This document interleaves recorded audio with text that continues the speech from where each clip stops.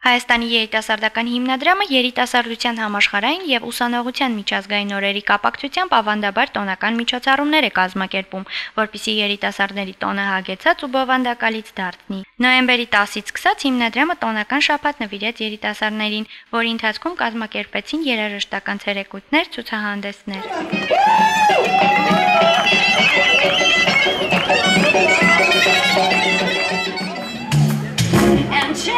That I'm all alone.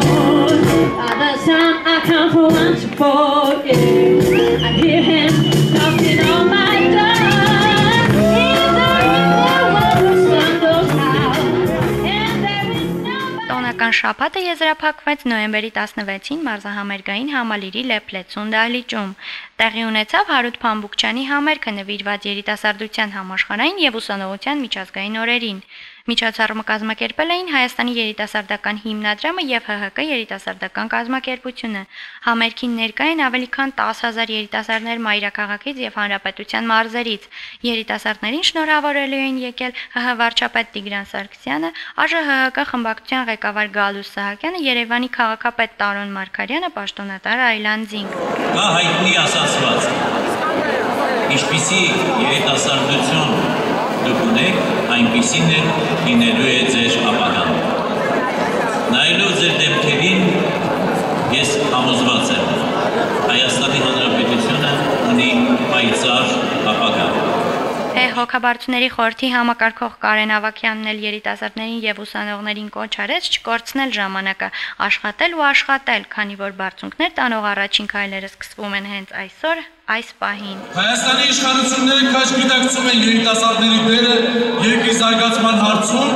եւ դրսեւորում նրանց որոշումների կայացմանը ներգրավելու քաղաքական կամք։ Այսօր առավել քան երբևէ մենք ունենք երիտասարդների մեծ բանակի ներգրավում ինչպես պետական կառավարման համակարգում, օրենսդիր մարմնում, այնպես էլ գործարար շրջանակներում, մասնավոր հատվածում եւ քաղաքացիական ծառայության ոլորտում։ Հայաստանի Հանրապետության նախագահի անմիջական ուշադրության կենտրոնում են մի շարք միջոցառումներ